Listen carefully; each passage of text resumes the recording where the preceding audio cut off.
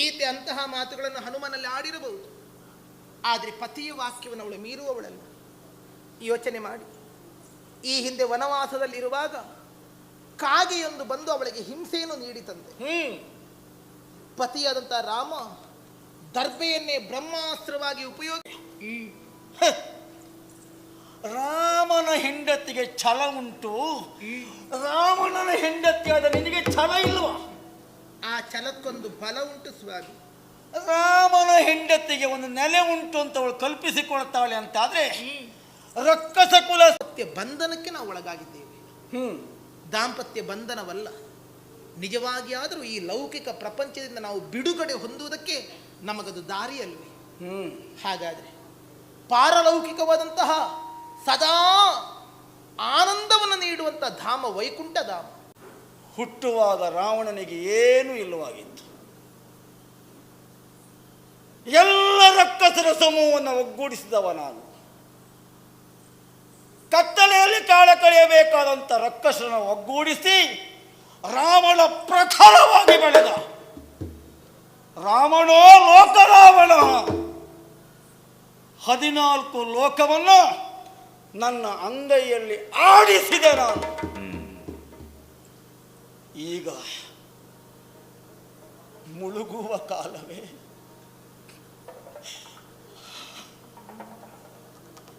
ಶಿವನೇ ಮುಳುಗುವ ಕಾಲವೇ. ಕತ್ತಲೆಯಿಂದ ಬೆಳಕಾಗಿ ಮತ್ತೆ ಕತ್ತಲು ಆವರಿಸುತ್ತಿದೆ ದಾನವ ಸಾಮ್ರಾಜ್ಯವನ್ನ. ಯಾರನ್ನು ನಾನು ಬೆಳಕಿಗೆ ತಂದೇನೋ ಅವರನ್ನ ಮತ್ತೆ ನಾನು ಕತ್ತಲೆಗೆ ತಳ್ಳುತ್ತಿದ್ದೇನೆ.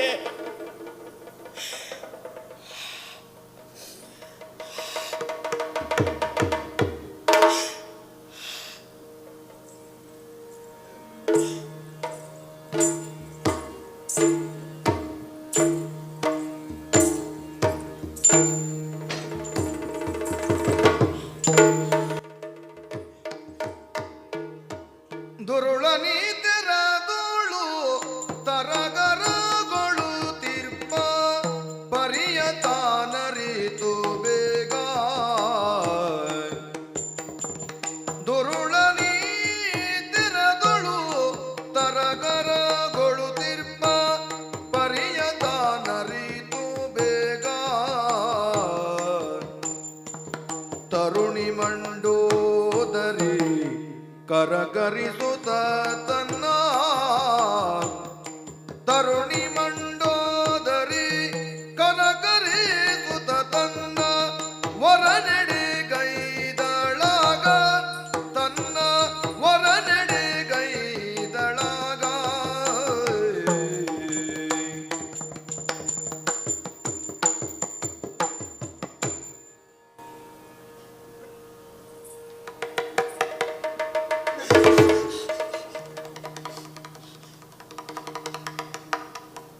ನೀವುಟ್ಟ ಬಟ್ಟೆ ಯಾಕೆ? ನನ್ನ ಸೀರೆಯ ಸೆರಗಿದೆ, ವಂದಿಸಿಕೊಳ್ಳಿ. ನಿಮ್ಮ ಬಿಸಿ ಉಸಿರು ಈ ಕೋಣೆಯ ತುಂಬಲ್ಲ, ಬಾಗಿಲಿನ ಹೊರಗಡೆಯೂ ಕೇಳಿಸುತ್ತಿದೆ. ರಾವಣನ ಪ್ರವೇಶವಾದರೆ ಅಟ್ಟಹಾಸ ಕೇಳಬೇಕಾಗಿತ್ತು, ಗಹಗಹಿಸುವಿಕೆ ಕೇಳಬೇಕಾಗಿತ್ತು. ಲಂಕೆಯಲ್ಲ, ಲಂಕೆಯ ಅರಮನೆಯೊಳಗಲ್ಲ, ಲೋಕಲೋಕಗಳಲ್ಲಿ ತುಂಬಿಕೊಂಡಿದೆ ರಾವಣನ ಗಹಗಹಿಸುವಿಕೆ, ಅಟ್ಟಹಾಸ. ಆದರೆ ಇವತ್ತು ನಮ್ಮ ಮನೆಯೊಳಗೆ, ನಮ್ಮ ಅಂತಃಪುರದಲ್ಲಿ ರಾವಣನಿಂದ ಬಿಸಿ ಉಸಿರು. ಏನಾಯಿತು? ಚಿಂತಿಸುವುದ್ಯಾತಕ್ಕಿಂತೂ ಪ್ರಾಣಕಾಂತ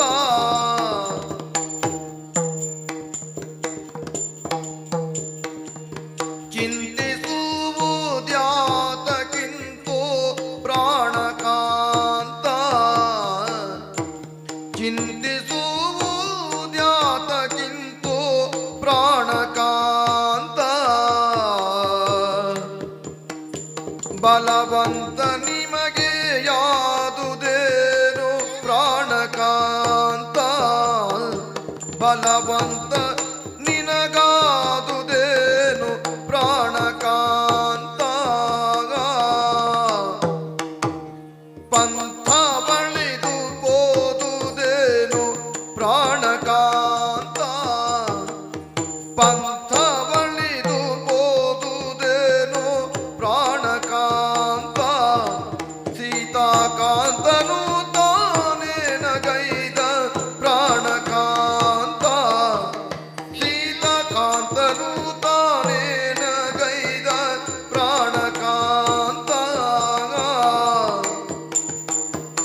ಚಿಂತಿಸುವುದ್ಯಾತಕ್ಕಿಂತು ಪ್ರಾಣಕಾಂತ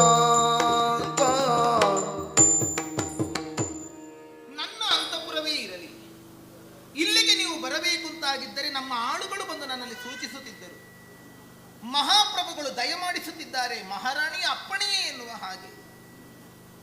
ನನ್ನ ಅನುಮತಿಯನ್ನು ಪಡೆದು ನಾನು ನಿಮ್ಮ ಸ್ವಾಗತಕ್ಕೆ ಸಿದ್ಧಳಾದ ಬಳಿಕವೇ ನೀವು ಇಲ್ಲಿ ಪ್ರವೇಶಿಸುತ್ತಾ ಇದ್ದವರು. ಇದು ಸಂಪ್ರದಾಯವಾಗಿತ್ತು. ಆದರೆ ಇವತ್ತು ನೀವು ಇಲ್ಲಿಗೆ ಬಂದುದು ನನಗೆ ತಿಳಿಯದೇ ಇಲ್ಲ. ಸಖಿಯರು ಬಂದಾಡಿದರು, ಮಹಾಪ್ರಭುಗಳು ನಿಮ್ಮ ಅಂತಃಪುರವನ್ನು ಪ್ರವೇಶಿಸಿದ್ದಾರೆ ಎಂದು. ಓಡೋಡಿ ಬಂದೆ. ಏನು ಸ್ವಾಮಿ, ಏನಿಂತಹ ಮುಖಭಾವ? ಪ್ರಪಂಚ ಕಂಡುದಿಲ್ಲ, ರಾವಣನಿಗೂ ಕಣ್ಣೀರು ಬರುತ್ತದೆ ಎನ್ನುವುದು ಪ್ರಪಂಚ ತಿಳಿದಿಲ್ಲ. ಮತ್ತೊಬ್ಬರನಿಂದ ಕಣ್ಣೀರು ಹಾಕಿಸಿದವನೇ ರಾವಣನು ಹೊರತು ನಿಮ್ಮ ಅಂತರಂಗದಲ್ಲಿ ದುಃಖ ಮಡುಗಟ್ಟಿದೆಯೇ? ಕಣ್ಣುಗಳಿಂದ ಕಂಪನಿಯು ದಾರಿಯಾಗಿ ಕಪೋಲದ್ವಯಗಳಲ್ಲಿ ಹರಿಯುತ್ತದೆಯೇ? ಶೃಂಗಾರ ರಾವಣನನ್ನು ಕಂಡಿದೆ, ಭಕ್ತಿಯ ರಾವಣನನ್ನು ಕಂಡಿದೆ, ಹಾಸ್ಯದ ರಾವಣನನ್ನು ಕಂಡಿದೆ, ವೀರ ರಾವಣನನ್ನು ಕಂಡಿದೆ, ರೌದ್ರ ರಾವಣನನ್ನು ಕಂಡಿದೆ, ಭೀಮಸ್ಥದ ರಾವಣನನ್ನು ಕಂಡಿದೆ. ನಂದಿಯ ಜೊತೆಯಲ್ಲಿ ಶಾಪ ಪಡೆಯುವಂತ ಹೊತ್ತಿನಲ್ಲಿ ಆಗಿರಲಿ ಹಾಸ್ಯದ ರಾವಣನನ್ನು ಕಂಡಿದೆ. ನವರಸಗಳಲ್ಲಿ ರಾವಣ, ನವವಿಧವಾದ ಭಕ್ತಿಗಳಲ್ಲಿ ರಾವಣ. ಆದರೆ ಕರುಣಾರಸದಲ್ಲಿ ರಾವಣನಿಲ್ಲ. ತಿಳ್ಕೊಂಡಿತ್ತು ಪ್ರಪಂಚ. ಆದರೆ ಈ ಹೊತ್ತಿಗೆ ಅಂತರಂಗ ಕರಗುತ್ತಿದೆಯೇ? ಕಣ್ಣೀರು ಇಳಿಯುತ್ತಿದೆಯೇ? ಯಾಕೆ ಹಣೆಯಲ್ಲಿ ನೆರಿಗೆಗಟ್ಟಿದೆ? ಏನನ್ನು ಚಿಂತಿಸುತ್ತಾ ಇದ್ದೀರಿ ತಾವು? ಚಿಂತೆ ಮಾಡುವ ಹೊತ್ತೇ ಇದು. ಕಳಕೊಂಡಾಗ ಚಿಂತೆಯಾಗುವುದು ಸಹಜವೇ ಹೌದು. ನಮಗರಿವಿಲ್ಲದೆ ನಮ್ಮಿಂದ ಕಳೆದು ಹೋಗುತ್ತದೆ ಅಂತಾದರೆ, ತಿಳಿಯದೆ ನಾವು ಸೋಲನ್ನು ನಷ್ಟವನ್ನು ಅನುಭವಿಸುತ್ತೇವಂತಾದರೆ ಆಗ ನಮಗೆ ಚಿಂತೆಯಾಗುವುದು ಸತ್ಯವೇ. ತಿಳಿಯದೆ ಬಂದ ನಷ್ಟವೇ ಇದು? ಗೊತ್ತಿಲ್ಲದೆ ಕಳೆದುಕೊಂಡದ್ದೇ ಇದು? ಎಲ್ಲವನ್ನು ತಿಳಿದು ತಿಳಿದು ಕಳೆದುಕೊಂಡು ಈಗ ಚಿಂತಿಸುತ್ತಾ ಕುಳಿತಿರ ಪ್ರಯೋಜನವಾದರೂ ಏನಿದೆ? ಅಲ್ಲ, ಚಿಂತನೆಯನ್ನೋಣವೇ. ಚಿಂತನೆಯನ್ನು ನಡೆಸಿ ಇನ್ನು ಸಾಧಿಸುವುದಾದರೂ ಏನುಂಟು? ಯಾವುದರಿಂದ ಸಾಧಿಸುವುದಕ್ಕಾದರೂ ಸಾಧ್ಯವಿದೆ ಸ್ವಾಮಿಯೇ? ಇಲ್ಲವೇ ಇಲ್ಲ. ಮೆರೆದಾಡಿದಿರಲ್ಲ, ಎದೆಯೊಪ್ಪಿಸಿಕೊಂಡು ನಡೆದಿರಲ್ಲ. ಯಾಕೆ ಆ ಎದೆಯೊಳಗಿಂದ ಈಗ ಬಿಸಿ ಉಸಿರು ಬರುತ್ತಾ ಇದೆ? ಬಲವಂತ ನಾನಿದ್ದೇನೆ. ಯಾರಿದ್ದಾರೆ ಪ್ರಪಂಚದಲ್ಲಿ ನನ್ನ ಸಮ್ಮುಖದಲ್ಲಿ? ಕೋಟಿ ಆಯುರ್ಮಾನಗಳನ್ನು ಪಡೆದಿದ್ದೇನೆ, ಚಂದ್ರಹಾಸ ಖಡ್ಗವನ್ನು ಹೊಂದಿಕೊಂಡಿದ್ದೇನೆ, ಅಜೇಯತ್ವದ ವರವನ್ನು ಪಡೆದುಕೊಂಡಿದ್ದೇನೆ ಎನ್ನುವ ಹಾಗೆ ಬಲವಂತನು ನಾನು. ಮೆರೆದಾಡಿದಿರಲ್ಲ, ಗರ್ವಪಟ್ಟಿರಲ್ಲ. ಏನಾಯಿತು? ಸಿಡಿಲು ಬಡಿದಾಗ ಬಾಳೆಯ ತುಂಡೊಂದು ಸುಟ್ಟು ಸೀಕರಿಯಾಗಿ ಹೋಗುವಂತೆ ಒಬ್ಬ ರಾಮನಿಂದ ಈ ಹೊತ್ತು ನಿಮಗಿಂತ ಪರಿಸ್ಥಿತಿ ಬಂತೆ. ಸೀತಾಕಾಂತ ಕೇವಲ ಒಬ್ಬ ಹೆಂಡತಿಯ ಗಂಡನಾಗಿ ರಾಮನ ಅಗಾಧವಾದಂಥ ವ್ಯಕ್ತಿತ್ವ, ಅನಂತವಾದಂಥ ಅವನ ಯೋಗ್ಯತೆ, ಅದನ್ನೆಲ್ಲ ನಾವು ಈಗ ತಿಳಿಯಬೇಕಾದದ್ದು. ಒಬ್ಬ ಹೆಂಡತಿಯ ಗಂಡನಾಗಿ, ಒಬ್ಬ ಮಾನವನಾಗಿ ಇಲ್ಲಿಯವರೆಗಾಗಿ ಬಂದಿರುವಂತ ಒಬ್ಬ ರಾಮಚಂದ್ರ ನಿಮ್ಮ ಗರ್ವವನ್ನು ಧೂಳೀಪಟ ಮಾಡಿದನೆ, ನಿಮಗೆ ಈ ರೀತಿಯಲ್ಲಿ ಕಣ್ಣೀರು ಹಾಕಿಸಿದನೆ, ನಿಮ್ಮ ಗರ್ವವನ್ನು ಅಡಗಿಸಿದನೆ. ಯಾಕೆ ಪ್ರಭು ದುಃಖ? ಯಾಕೆ ಚಿಂತೆ? ಏನು ನಿಮ್ಮ ಅಂತರಂಗದೊಳಗಿರುವುದು? ಮಂಡೋದರಿ ಚತುರಂಗ ಸೇನೆಗಾಗಿ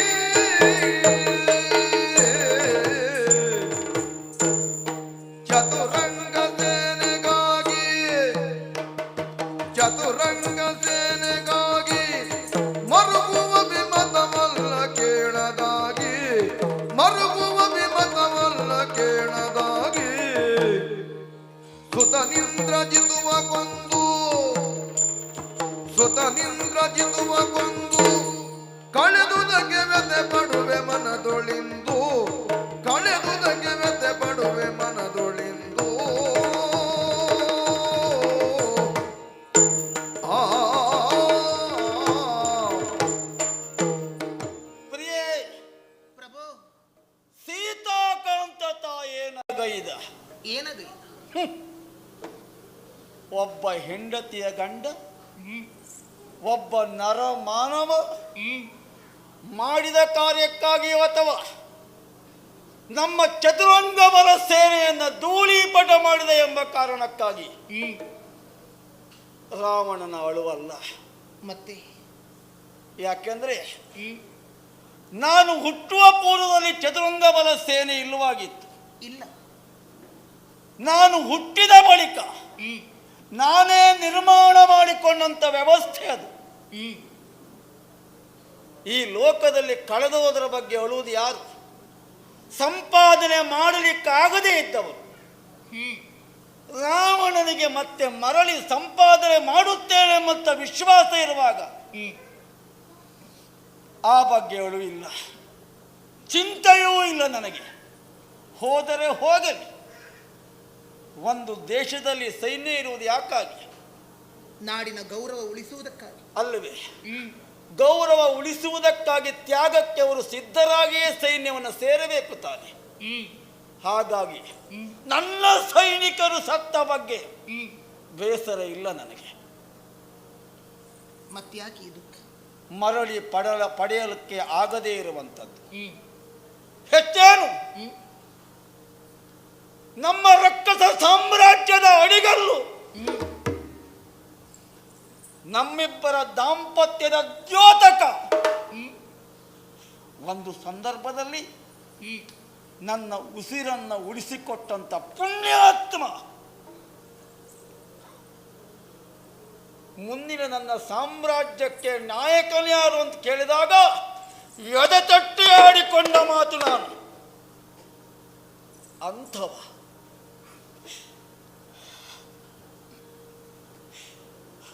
ನನ್ನ ಮಗ ಇಂದ್ರಜಿತ್ ಒಂದು ರಾಮ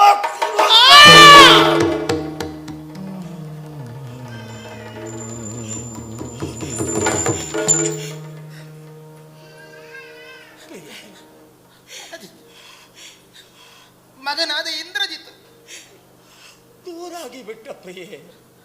ಅವನ ನೆನಪಾಗುತ್ತಿದ್ದರೆ ಬೆಳೆದ ನಿಂತ ಮಗನನ್ನೆಲ್ಲ ನಾನು ಕಾಣುತ್ತಿರುವುದು.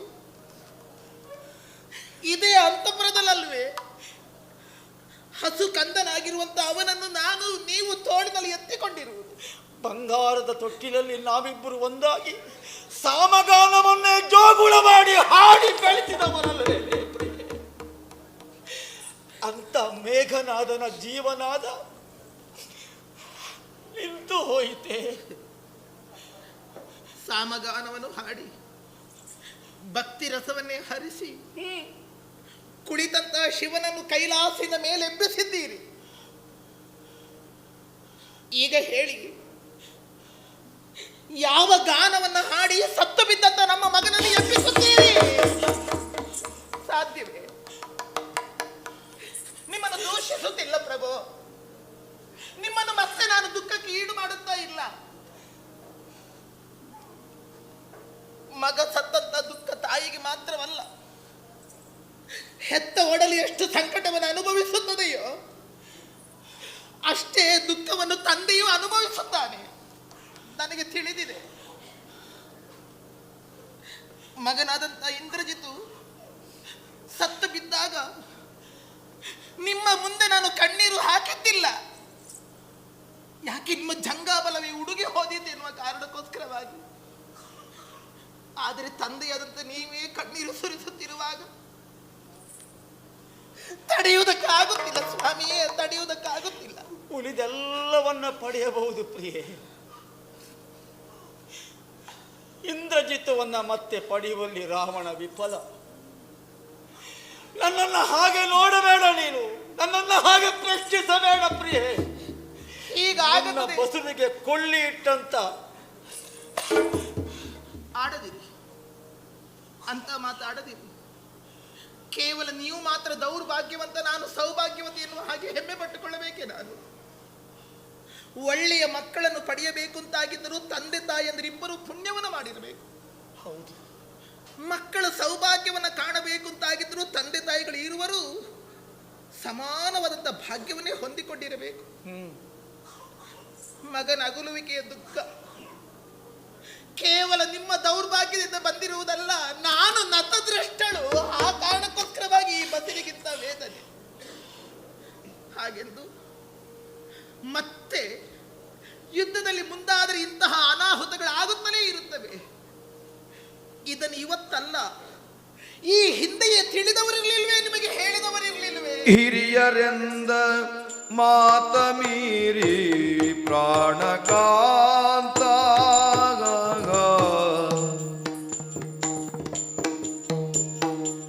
ಹಿರಿಯರೆಂದ ಮಾತ ಮೀರಿ ಪ್ರಾಣಕಾಂತ, ಹಿರಿಯರೆಂದ ಮಾತ ಮೀರಿ ಪ್ರಾಣಕಾಂತ,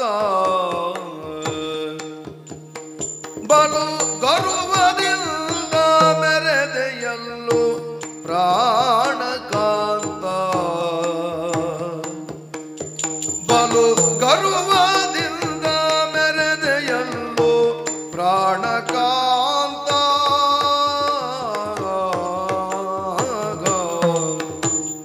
ಮರುಗಲ್ಯಾಕೋ ಬರಿದೆ ನೀನು ಪ್ರಾಣಕಾಂತ, ಮರುಗಲ್ಯಾಕೋ ಬರಿದೆ ನೀನು ಪ್ರಾಣಕಾಂತ,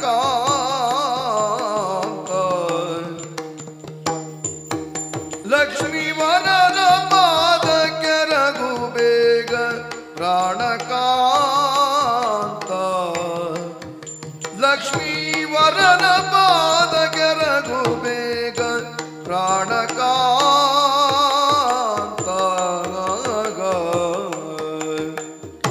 ಹಿರಿಯರೆಲ್ದ ಮಾತ ಮೀರಿ ಪ್ರಾಣಕಾಂತ.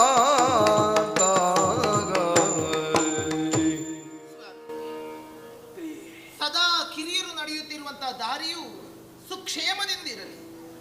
ಮಲ್ಲಿಗೆಯ ಹಾಸಿನ ಮೇಲೆ ತನ್ನ ಕಾಲುಗಳನ್ನು ಇಟ್ಟುಕೊಂಡು ಹೋಗುವಾಗ ಆ ಕೋಮಲವಾದಂತಹ ಕಾಲುಗಳಿಗೆ ಎಂತ ಹಿತಾನುಭವ ಉಂಟಾಗುತ್ತದೆಯೋ ಅಂತಹ ಜೀವನವು ನಮ್ಮ ಮಕ್ಕಳಿಗಿರಲಿ ಎನ್ನುವ ಹಾಗೆ ಹಿರಿಯರು ಭಾವಿಸುವುದು ತಾನೆ. ಎಂತೆಂತ ಹಿರಿಯರು ನಮ್ಮ ಪಾಲಿಗಿದ್ದರು ಯೋಚನೆ ಮಾಡಿ. ಅಂತ ಹಿರಿಯರೆಲ್ಲರೂ ನೀವು ಕಟ್ಟಿ ಬೆಳೆಸಿರುವಂತಹ ಅಸುರ ಸಾಮ್ರಾಜ್ಯದಲ್ಲಿ ಕೇವಲ ಸುಖವನ್ನು ಮಾತ್ರ ಉಂಡವರಲ್ಲ, ನಿಮ್ಮ ಹೆಗ್ಗಳಿಕೆಯನ್ನು, ನಿಮ್ಮಂತಹ ಘನತೆಯನ್ನು ಕಂಡು ತಾವು ಅಭಿಮಾನ ಪಟ್ಟವರು. ನಿಮ್ಮ ಕುರಿತಾಗಿ ಎಂತಹ ಉತ್ತಮಿಕೆಯ ಮಾತುಗಳನ್ನು ಆಡಿದವರು. ಆದರೆ ಯಾವಾಗ ಸೀತಾಪಹರಣವಾಯಿತು, ಅಂದಿನಿಂದ ಈ ಕಷ್ಟಗಳು ಬರುವುದಕ್ಕೆ ಪ್ರಾರಂಭವಾಯಿತು. ಅವತ್ತಿನಿಂದ ಇವತ್ತಿನ ತನಕ ನಿಮಗೆ ನೀತಿಯ ಮಾತುಗಳನ್ನು ಹೇಳಿದವರಾದರೂ ಎಷ್ಟು ಮಂದಿ ಇದ್ದಾರೆ? ಒಬ್ಬರೇ ಇಬ್ಬರೇ. ಸೀತೆಯನ್ನು ತರುವುದಕ್ಕೆ ಹೋಗುವಂತ ಹೊತ್ತಿನಲ್ಲಿ ನನ್ನಲ್ಲಿಯೂ ಹೇಳಿದ್ದೀರಿ. ಆ ಕಾಲಕ್ಕೆ ನಾನು ಆಕ್ಷೇಪಿಸಿದ್ದೆ. ಬಿಡಿ, ಮಾವನಾದಂತ ಮಾರೀಚರಲ್ಲಿ ಹೋಗಿ ಕೇಳಿದರೆ ಅವರು ಮೊದಲು ಒಪ್ಪಿದ್ದಿಲ್ವಲ್ಲ. ಬೇಡ ಬೇಡ ಎನ್ನುವ ಹಾಗೆ ಸಾರಿ ಸಾರಿ ಆಡಿದರು. ಮುಸುಡ ಕಂಡರೆ ತಿವಿಯದೇ ಬಿಡದೆ ರಾಮಶರ ಕಟ. ಅನುಭವದ ಮಾತದು. ಈ ಹಿಂದೆ ರಾಮನನ್ನು ತುಡುಕುವುದಕ್ಕೆ ಹೋದವರು ತನ್ನ ಯೌವನದ ಕಾಲದಲ್ಲಿ ಸಿದ್ಧಾಶ್ರಮದಲ್ಲಿ ವಿಶ್ವಾಮಿತ್ರ ಮಹಾಮುನಿಗಳು ನಡೆಸುತ್ತಿರುವಂತಹ ಯಜ್ಞವನ್ನು ಕೆಡಿಸುವುದಕ್ಕೋಸ್ಕರವಾಗಿ ಮುಂದಾದಾಗ ಇದೇ ಮಾರೀಚನಲ್ವೇ ಶ್ರೀರಾಮಚಂದ್ರನ ಬಾಣಕ್ಕೆ ತುತ್ತಾದವರು. ಬ್ರಾಹ್ಮಣ ವೇಷಧಾರಿಯಾಗಿ ಬಂದಿದ್ದಾನೆ ಎನ್ನುವ ಕಾರಣಕ್ಕೋಸ್ಕರವಾಗಿ ಮಾನವಾಸ್ತ್ರದಿಂದಲೇ ಒಂದು ಯೋಜನಾಂತರಕ್ಕೆ ಹಾರಿಸಿದ್ದಾರೆ. ಸಮುದ್ರದ ಆ ತಡೆಯಿಂದ ಈ ತಡಕ್ಕೆ ಬಂದು ಬೀಳುವ ಹಾಗೆ ಹಾರಿಸಿದ್ದಾನಂತಾದ್ರೆ ಹ್ಮ್ ರಾಮಚಂದ್ರನ ಒಂದು ಬಾಣದ ಯೋಗ್ಯತೆಯನ್ನು ಮಾರೀಚ ಮಾವ ಅರ್ಥ ಮಾಡಿಕೊಂಡಿದ್ದ. ಹ್ಮ್ ತನ್ನ ಅನುಭವದ ಮಾತನ್ನು ಹೇಳಿದ, ಬೇಡ ಬೇಡ ಎಂದು. ಹ್ಮ್ ತಿಳಿಯಲಿಲ್ಲ ನೀವು, ಕತ್ತಿ ಎತ್ತಿ ಕೊಲ್ಲೋದಕ್ಕೆ ಹೊರಟಿರಿ. ಹೌದು. ಚಿನ್ನದ ಜಿಂಕೆಯಾಗಿ ಓಡಾಡಿದೆ. ಹ್ಮ್ ಹೆಮ್ಮೆ ಪಟ್ಟಿರಲ್ಲ ನೀವು. ಸೀತಾಪಹರಣಕ್ಕೆ ಅದು ಅನುಕೂಲವಾಯಿತೆನ್ನುವ ಹಾಗೆ. ಹ್ಮ್ ಅನುಕೂಲವೇ ಅದು. ಆ ಒಂದು ಪ್ರಕರಣದಲ್ಲಿ ನೀವು ಗೆದ್ದಿರಬಹುದು. ಚಿನ್ನದ ಜಿಂಕೆಯಾಗಿ ಮಾಯೆಯನ್ನು ಪ್ರಕಟಪಡಿಸಿ ಹ್ಮ್ ತನ್ನನ್ನು ತಾನು ಸಾವಿಗೆ ತುತ್ತಾಗಿಸಿಕೊಂಡರು. ಸೀತೆಯನ್ನು ನೀವು ಪಡೆದುಕೊಳ್ಳುವಲ್ಲಿ ಅನುಕೂಲನಾಗಿರಬಹುದು ಮಾರೀಚ. ಹ್ಮ್ ಅವತ್ತು ನಗುನಗುತ್ತಾ ಬಂದಿರಿ. ಆದ್ರೆ ಆ ಹೊತ್ತು ಚಿನ್ನದ ಜಿಂಕೆಯಾಗಿ ಮಾಯೆಯನ್ನು ಬೀರಿದ್ದು ರಾಮನಿಗಲ್ಲ, ನಮಗೆ ಮಾಯೆಯನ್ನು ಕೊಡಿಸಿದ್ದು ಆ ಮಾರೀಚ. ಇವತ್ತು ಈ ಕಣ್ಣೀರಿಗೆ, ನಮ್ಮ ಸಂತಾನ ನಾಶವಾಗುವುದಕ್ಕೆ ಕಾರಣವಾದದ್ದು ಅದೇ ಅಲ್ವೇ ಹೇಳಿ. ಅನುಕೂಲವಾಯಿತು ನಮಗೆ. ಸೀತೆಯನ್ನು ತಂದ ಬಳಿಕ ನಿಮ್ಮ ತಮ್ಮನಾದಂತಹ ವಿಭೀಷಣ ಆಡಿದ, ಬೇಡ ಅಣ್ಣ ಬೇಡ ಎನ್ನುವ ಹಾಗೆ. ಸದಾ ಧರ್ಮ ಬುದ್ಧಿಯಲ್ಲೇ ನನ್ನ ಮನಸ್ಸು ಸ್ಥಿರವಾಗಿರಲಿ ಎನ್ನುವ ಹಾಗೆ ವರವನ್ನು ಪಡೆಕೊಂಡಂತಹ ಸುಗುಣ ಸಾಂದ್ರ. ಅಂತಹ ವಿಭೀಷಣನ ಮಾತನ್ನು ಉಪೇಕ್ಷಿಸಿದಿರಿ. ನಡಿ ಇಲ್ಲಿಂದ ಎನ್ನುವ ಹಾಗೆ ಆಡಿದಿರಿ. ಆ ಕಾಲಕ್ಕೆ ನಿಮ್ಮ ತಾಯಿಯಾದಂಥ ಕೈಕಸಾದೇವಿ, ನನ್ನ ಅತ್ತೆ ಬಂದಾಡಿದರು. ಮಗನೇ, ಅಣ್ಣ ತಮ್ಮಂದಿರಂತ ನೀವು ವಿರೋಧವನ್ನು ಕಟ್ಟಿಕೊಳ್ಳುತ್ತೀರಿ, ಬೇಡ ಮಗನೇ ಎಂದು. ತಾಯಿಯ ಮಾತು ನಿಮಗೆ ಹಿತವಾಗಲಿಲ್ವಲ್ಲ. ಮರದ ಬಿಳಲಿಗೆ ತನ್ನ ತೊಟ್ಟಿಲನ್ನು ಕಟ್ಟಿ ತನ್ನ ಮಕ್ಕಳನ್ನು ಎತ್ತಿ ಆಡಿಸಿದ ತಾಯಿಯವಳು, ಬಡತನವನ್ನು ಉಂಡವಳು, ಪುಷ್ಪಕ ವಿಮಾನದಲ್ಲಿ ಹಾರಿ ಹೋಗುತ್ತಿರುವಂತಹ ಕುಬೇರನನ್ನು ಕಂಡು ನಿಮಗೆ ತೋರಿಸಿದಳಂತೆ. ಹೌದು.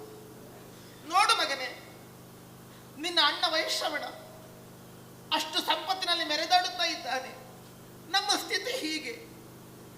ಆ ಕಾಲಕ್ಕೆ ನಿಮಗೆ ತಾಯಿಯ ಮಾತು ಪಥ್ಯವಾಯಿತು. ಅಮ್ಮ, ನಾನು ಸಂಪಾದಿಸುತ್ತೇನೆ ಎನ್ನುವ ಹಾಗೆ ಆ ತಾಯಿಯ ಮಾತನ್ನು ಕೇಳಿ ಈ ಲಂಕೆಯನ್ನು ಕನಕ ಲಂಕೆಯಾಗಿಸಿದಿರಿ. ಆದ್ರೆ ಇವತ್ತು ಆ ತಾಯಿ ಬಂದು ಹೇಳಿದ್ರೆ ಅಮ್ಮನ ಮಾತು ನಿಮಗೆ ಬೇಡವಾಯಿತು. ಅಚ್ಚ ಮಾಲ್ಯವಂತ ಹೇಳಿದರು. ಯಾರ ಮಾತನ್ನು ಕೇಳದೆ ಗರ್ವದಿಂದ ಮೆರೆದಾಡಿದ ಪರಿಣಾಮ ಈ ಹೊತ್ತಿಗೆ ಕಣ್ಣೀರು ಹಾಕುವಂತ ಸ್ಥಿತಿ ಬಂತಲ್ಲ. ಬೇಡ ಸ್ವಾಮಿ, ಬೇಡ. ಗರ್ವವನ್ನು ಪಟ್ಟವನು ಬಳಿಕ ಕಣ್ಣೀರು ಹಾಕಬೇಕಾಗುತ್ತದೆ ಎನ್ನುವುದಕ್ಕೆ ನೀವೇ ಸಾಕ್ಷಿಯಾಗಿರುವುದಿಲ್ಲ. ಈಗ ಮರಗುತ್ತಾ ಕುಳಿತುಕೊಳ್ಳುವುದರ ಯಾವ ಅರ್ಥವೂ ಇಲ್ಲ. ಮತ್ತೆ ಬಂದವನು ಕೇವಲ ಸೀತಾಕಾಂತನಲ್ಲ, ಲಕ್ಷ್ಮೀವರ. ನಾನು ರಾಮನನ್ನು ಕಂಡುದಿಲ್ಲ, ರಾಮನ ವಿಚಾರವನ್ನು ಕೇಳಿದ್ದೇನೆ. ಅಲ್ಲ, ಪ್ರಪಂಚದ ಜನರು ಅರ್ಥ ಮಾಡಿಕೊಂಡಿದ್ದಾರೆ. ಅವರವರ ಅನುಭವಗಳಿಂದ ರಾಮನೇನು ಎನ್ನುವುದನ್ನು ಹೇಳಿದ್ದಾರೆ. ಅಂತಹ ರಾಮಚಂದ್ರನ ಯೋಗ್ಯತೆ ಅಗಾಧವಾದ, ಪ್ರಾಣಿ ಪಕ್ಷಿಗಳಲ್ಲಿ ದಯೆಯನ್ನು ಉಳ್ಳವನು. ಎಂತಹ ತಪ್ಪನ್ನು ಮಾಡಿರುವವನೇ ಆಗಿರಲಿ, ನಿಮ್ಮ ಮಿತ್ರನಾದ ವಾಲಿಯನ್ನು ಶಿಕ್ಷಿಸಿದನೇ ಹೊರತು ಕೊಲ್ಲುವುದಕ್ಕೆ ಮುಂದಾಗಲಿಲ್ಲ. ಅಣ್ಣ ತಮ್ಮಂದಿರಾದ ನೀವು ಜೊತೆಯಾಗಿರ್ತೀರಿ ಅಂತಂದ್ರೆ ನಿನಗೆ ಬದುಕು ಕೊಡುತ್ತೇನೆ ಅಂತ ಹೇಳಿದ ರಾಮ. ಯೋಚನೆ ಮಾಡಿ, ನಿಮ್ಮ ಕೈಯಲ್ಲಿರುವಂತಹ ಚಂದ್ರಹಾಸ ಭಗವಂತನಾದ ಶಿವ ಕೊಟ್ಟಿರುವುದು. ಅದನ್ನು ಝಳಪಿಸುತ್ತಾ ಎಷ್ಟೋ ಜನರ ತಲೆ ಕಡಿದಿದ್ದೀರಿ. ಒಬ್ಬರನ್ನಾದರೂ ನೀವು ಬದುಕಿಸಿದ್ದೀರಿ. ರಾಮನಿಗೆ ಸಾಧ್ಯವಿದೆ, ನಿನ್ನನ್ನು ಕೊಲ್ಲುವುದಿಲ್ವಪ್ಪ. ಅಣ್ಣ ತಮ್ಮಂದಿರಾದಂತಹ ನೀವು ಸಂತೋಷದಲ್ಲಿ ಇರುತ್ತೀರಿ ಅಂತಾದ್ರೆ ನನ್ನ ಮಾತು ಬಿದ್ದು ಹೋಗಲಿ, ನಿನ್ನನ್ನು ಮತ್ತೆ ಬದುಕಿಸುತ್ತೇನೆ ವಾಲಿ ಎನ್ನುವ ಹಾಗೆ ಆಡಿದ್ದಾನಂತೆ ರಾಮಚಂದ್ರ. ಹಾಗಾದ್ರೆ ಬದುಕಿಸುವಂತಹ ವ್ಯಕ್ತಿತ್ವ ಇರುವುದು ಯಾರಿಗೆ? ಆ ಲಕ್ಷ್ಮೀವರನಿಗೆ, ಆ ಶ್ರೀವರನಿಗೆ, ಸೀತಾವರನಿಗೆ. ಆದ್ದರಿಂದ ಅಂತಹ ಲಕ್ಷ್ಮೀವರನ ಪಾದಕ್ಕಿರಗಿದರೆ ನಮಗೆ ಬೇಕಾದ ಸುಖ ಉಂಟಾಗುತ್ತದೆ. ರಾಮ ಲಕ್ಷ್ಮಣರ ಸಹಿತ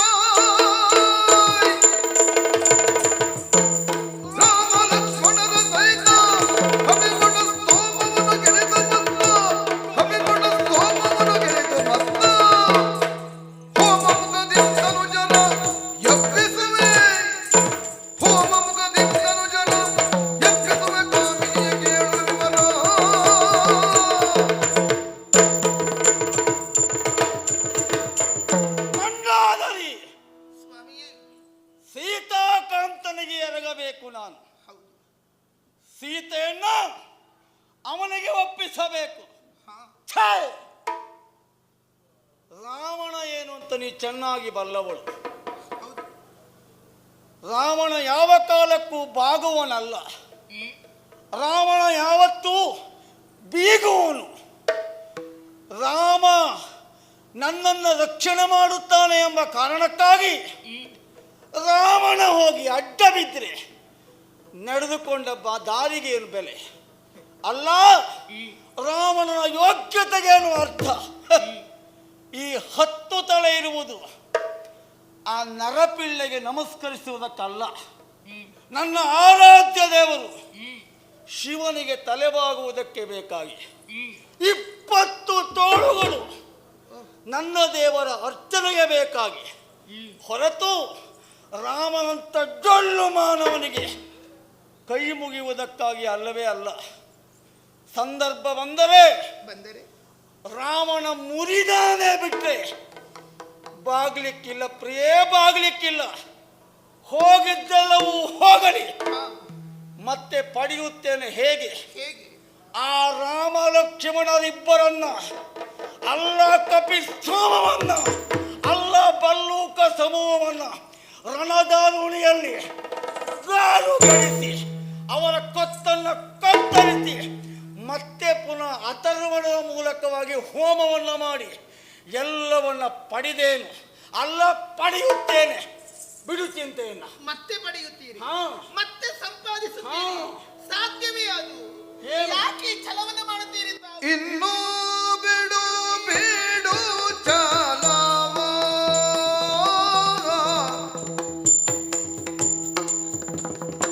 ಇನ್ನೂ ಬಿಡು ಬಿಡು ಛಲವ, ಇನ್ನೂ ಬಿಡು ಬಿಡು ಛಲವ, ಎನ್ನ ನುಡಿಯೊಂದ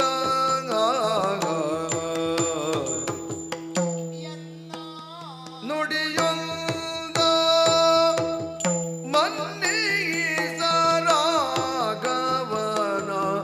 ಪದಗೆರಗು ಮುನ್ನ, ಮನ್ನೀಸರಾಗವನ ಪದಗೆರಗು ಮುನ್ನ, ಇನ್ನು ಬಿಡು ಬಿಡು ಛಲವ ಎನ್ನ ನುಡಿಯೊಂದ ಮನ್ನಿಸ ರಾಘವನ ಪದಕೆರಗು ಮುನ್ನ,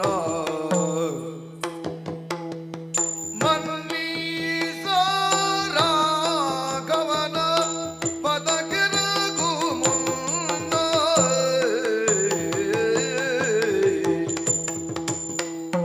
ರಕ್ಷಿಸುವನ ರಾಮಚಂದ್ರ, ರಕ್ಷಿಸುವನ ರಾಮಚಂದ್ರ, ರಕ್ಷಿಸುವನ ರಾಮಚಂದ್ರ, ನಿಮಗಿನ್ನುಪೇಕ್ಷಿಸನು ಸಹಜ ವಿಭೀಷಣ ಸುಗುಣ ಸಾಂದ್ರ, ಸಹಜ ವಿಭೀಷಣ ಸುಗುಣ ಸಾಂದ್ರ, ಇನ್ನು ಬಿಡು ಬಿಡು ಛಲವನ, ಇನ್ನು ಬಿಡು ಬಿಡು ಛಲವನೆನ್ನ ನುಡಿಯೊಂದ,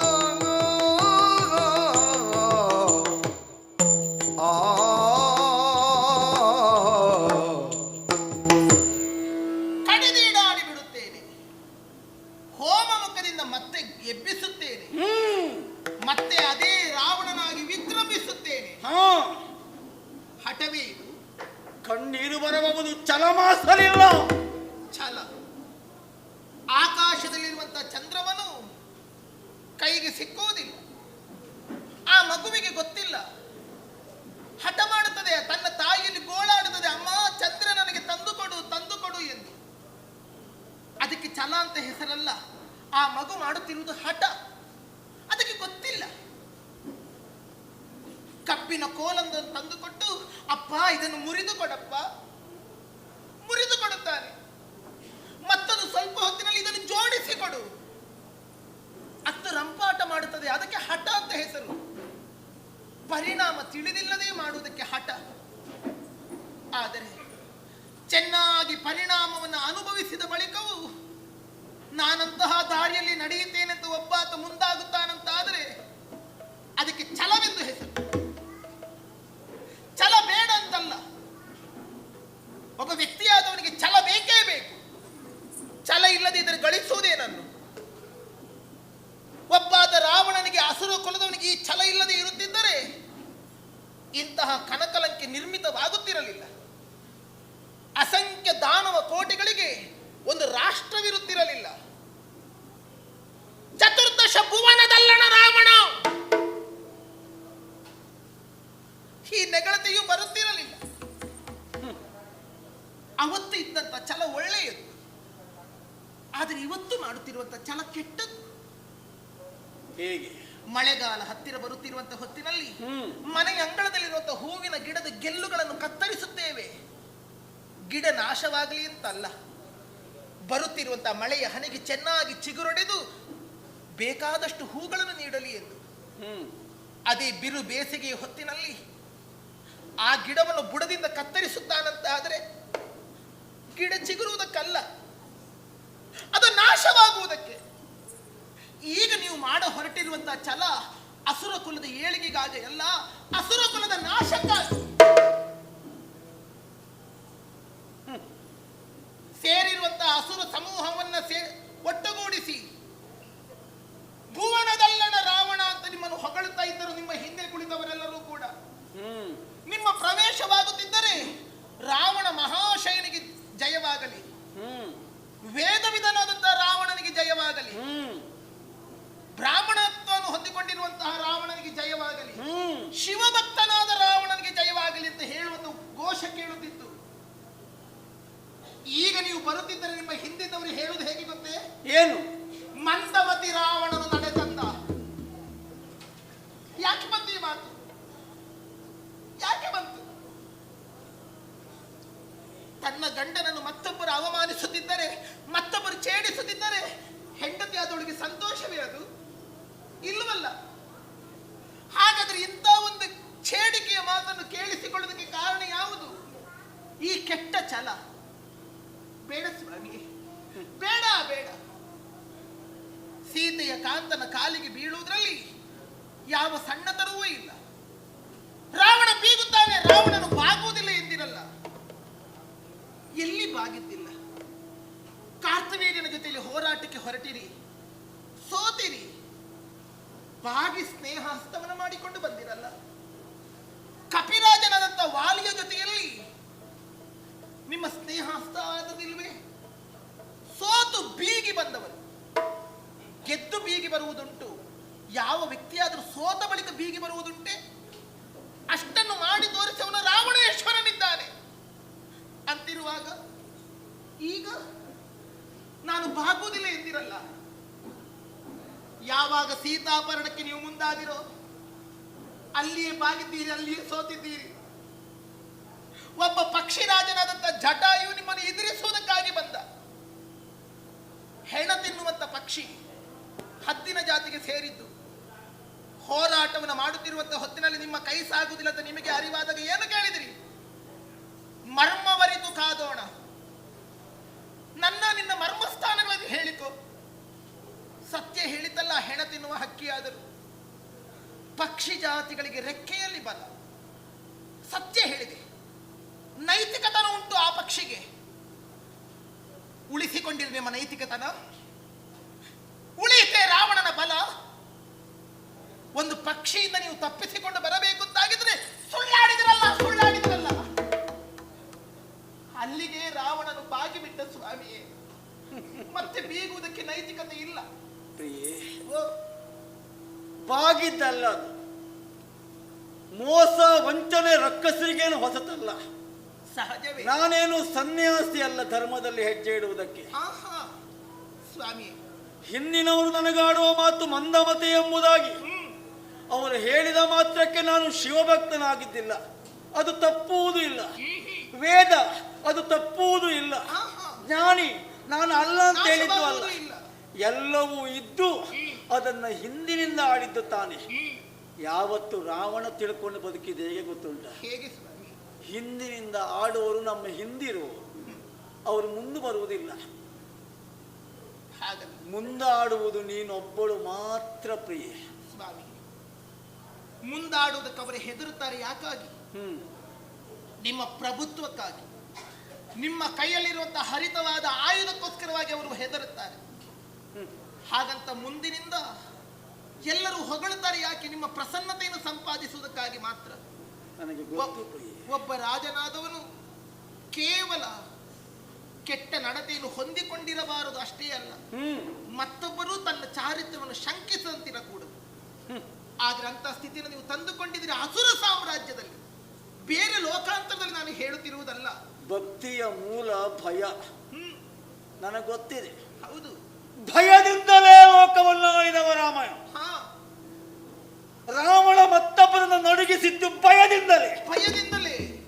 ಆದರೆ ನನಗೆ ಭಯ ಉಂಟು ಮಾಡಿದಂತ ರಾಮನಲ್ಲಿ ನಾನು ಶರಣಾಗತನಾಗಬೇಕು. ಸೀತೆಯನ್ನು ನಾವು ಮರಳಿಕೊಟ್ಟೆವು ಅಂತಾದ್ರೆ ರಾಮಚಂದ್ರನಿಗೆ ನಮ್ಮಲ್ಲಿ ಯಾವ ದ್ವೇಷವೂ ಇರುವುದಕ್ಕಿಲ್ಲ. ಅವನು ನಿಮ್ಮನ್ನು ಮನ್ನಿಸುತ್ತಾನೆ ಸ್ವಾಮಿ. ಅವನ ಮನ್ನಣೆಯಿಂದ ನಾನು ಕಳೆದುಕೊಂಡ ಮಗ ಬರ್ತಾನ, ಅಕ್ಷಯ ಕುಮಾರ ಬರ್ತಾನ, ಇಂದ್ರಜಿತ್ ಬರ್ತಾನ. ಯಾವುದನ್ನ ಅವನಿಗೆ ಕೊಡುವುದಕ್ಕೆ ಸಾಧ್ಯ ಇಲ್ಲವೋ ಅದನ್ನ ಕೊಡದೇ ಇರುವಂತ ರಾಮನಲ್ಲಿ ನಾನ್ಯಾಕೆ ಶರಣಾಗಲಿ? ನನ್ನ ಶರಣಾಗತಿಗೊಂದು ಅರ್ಥ ಬೇಕು, ನನ್ನ ಶರಣಾಗತಿಗೊಂದು ಬೆಲೆ ಬೇಕು. ಕಳೆದುಕೊಂಡವರನ್ನು ಮತ್ತೆ ಕೊಡುತ್ತಾನೋ ಇಲ್ಲವೋ ತಿಳಿದಿಲ್ಲ. ಹಾಗಂತ ಇದ್ದವನನ್ನು ಉಳಿಸಿಕೊಳ್ಳುವುದಕ್ಕಾದ್ರೂ ಸಾಧ್ಯವಿದೆಯಲ್ಲ. ಒಬ್ಬ ಇದ್ದಾನೆ. ಸಾಕೋರ್ವ ಮಗ ವಿರೂಪಾಕ್ಷ,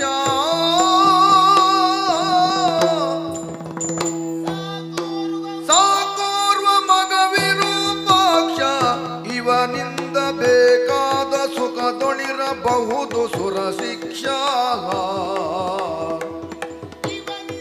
ಬೇಕಾದ ಸುಖದೊಳಿರಬಹುದು ಸುರ ಶಿಕ್ಷಾ. ಆಕುಲ ಕುಠಾರಳಿಂದೇನು, ಆಕುಲ ಕುಠಾರಳಿಂದೇನು, ಸುಖ ಬಂತು ಲೋಕದೊಳು ಹಿಂದಿನಂತಿರಲು ಕುಂದೆಯೇನೋ.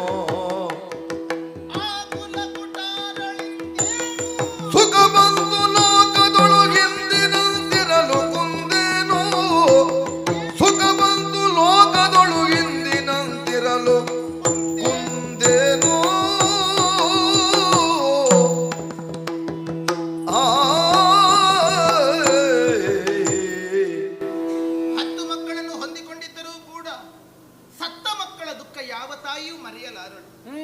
ಪುತ್ರ ಶೋಕ ಎನ್ನುವಂಥದ್ದು ನಿರಂತರವಾಗಿ ಇರುತ್ತದೆ. ಕಳಕೊಂಡಂತ ಇಂದ್ರಜಿತವನ್ನು ನಾವು ಮತ್ತೆ ಪಡೆಯಲಾರೆವು. ಅಕ್ಷಯ ಕುಮಾರ ಬರುವುದಕ್ಕಿಲ್ಲ. ಆದರೆ ಸ್ವಾಮಿ ಏನು ಅಷ್ಟೇ ಅಲ್ಲವಲ್ಲ, ನಮಗೆ ಸಂತಾನ ಇರುವುದು. ಒಬ್ಬ ಇದ್ದಾನೆ, ಮಗನಾದಂತ ವಿರೂಪಾಕ್ಷ. ಅವನು ಬಲಶಾಲಿ ಇದ್ದಾನೆ, ಸಾಹಸಿಗನಿದ್ದಾನೆ, ತಿಳುವಳಿಕೆ ಉಳ್ಳವನೂ ಆಗಿದ್ದಾನೆ. ಅಂತಹ ವಿರೂಪಾಕ್ಷ ನಾಳೆ ದಿವಸ ಅಸುರ ಕುಲಕ್ಕೆ ಸಾಮ್ರಾಟನಾಗುವಂತ ಯೋಗ್ಯತೆಯನ್ನು ಹೊಂದಿಕೊಂಡಿದ್ದಾನೆ. ಅವನಿಗೋಸ್ಕರವಾಗಿ ಆದರೂ ನೀವು ಈ ರಾಜ್ಯವನ್ನು ಉಳಿಸಿಕೊಳ್ಳಬೇಕೇ ಬೇಡವೇ ಹೇಳಿ? ಆ ಕಾರಣಕ್ಕೋಸ್ಕರವಾಗಿ ನೀವು ಆಡುತ್ತಾ ಇರುವುದು. ದೇವತೆಗಳನ್ನು ಶಿಕ್ಷಿಸಿ ಲೋಕವನ್ನು ತಲ್ಲಣಗೊಳಿಸಿ ಮತ್ತೊಬ್ಬರ ತಲೆಯನ್ನು ತುಳಿದು ಮೆರೆದಾಡಿರುವಂತಹ ರಾವಣ ತನ್ನ ಮಕ್ಕಳಿಗೆ ಏನನ್ನೂ ಉಳಿಸಲಿಲ್ಲ, ತನ್ನ ಮಕ್ಕಳನ್ನೂ ಉಳಿಸಲಿಲ್ಲ ಎನ್ನುವಂತ ಅಪಕೀರ್ತಿ ಬೇಡ. ಆ ಒಬ್ಬ ಮಗನನ್ನಾದರೂ ನಾವು ಉಳಿಸಿಕೊಳ್ಳೋಣ. ಮಾತ್ರವೇ ಅಲ್ಲ, ಯಾರ ಮಾತು ಕೇಳಬಾರದೋ ಅಂತವರ ಮಾತನ್ನು ಕೇಳುತ್ತೀರಿ, ಯಾರ ಮಾತು ಕೇಳಬೇಕೋ ಅಂತವರ ಮಾತನ್ನು ನೀವು ಕೇಳುತ್ತಿಲ್ಲ. ಇದ್ದಳಲ್ಲ ಮನೆ ಹಾಳಿ, ಕುಲಕಂಟಕಿ ಆದಂತಹ ಶೂರ್ಪನಕಿ ಕರ್ಣನಾಸಾಚ್ಛೇದವನ್ನು ಮಾಡಿಕೊಂಡು ನಿಮ್ಮಲ್ಲಿಗೆ ಬಂದು ಗೋಳಾಡಿದಳು, ಸುಳ್ಳನ್ನಾಡಿದಳು, ಬಣ್ಣ ಬಣ್ಣದ ಕಥೆಯನ್ನು ಕಟ್ಟಿದಳು. ನೀವು ಒಪ್ಪಿದಿರಿ. ಆ ಬಳಿಕ ಸೀತಾಪಹರಣಕ್ಕೆ ಮುಂದಾದಿರಿ. ಆದ್ರೆ ಅರ್ಥ ಮಾಡಿಕೊಳ್ಳಬೇಕು ಸ್ವಾಮಿ, ಯಾರ ಮನೆಯಲ್ಲೇ ಇರಲಿ ದಾಂಪತ್ಯ ಸುಖದಿಂದ ವಂಚಿತಳಾದಂತ ಒಬ್ಬಳು ಹೆಣ್ಣು ಉಳಿದವರ ದಾಂಪತ್ಯದ ಸುಖವನ್ನು ನೋಡಿ ಸಂತೋಷ ಪಡೆಯುವುದಿಲ್ಲ. ಇದು ಸತ್ಯವೇ.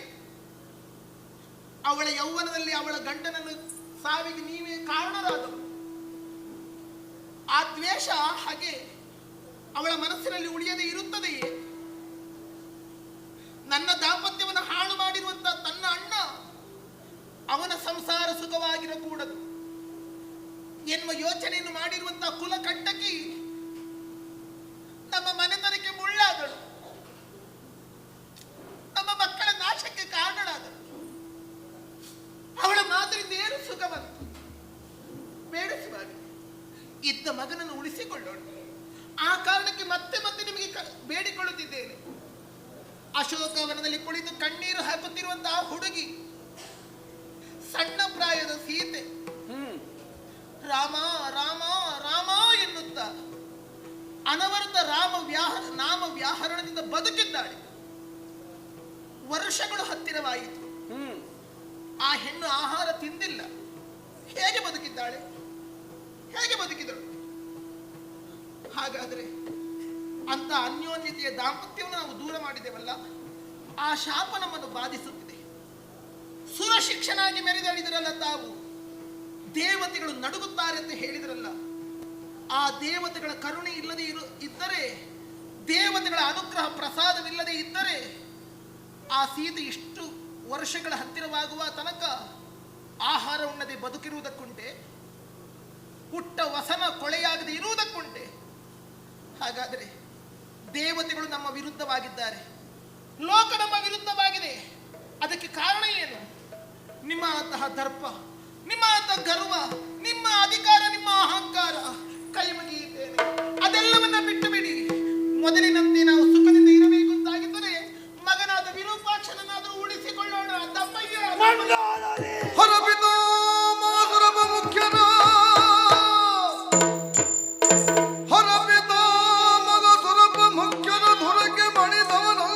ಶಶಿರ ಹರೆಯ ಹುರು ನರ ಮನೋಜನಿಗೆ ಶರಣರನ ಬಳಕಿಂದು ದುರಪರಾಕ್ರಮೆ ಎಂತಾನು ಕೇಳ್ತಾರುಣಿ.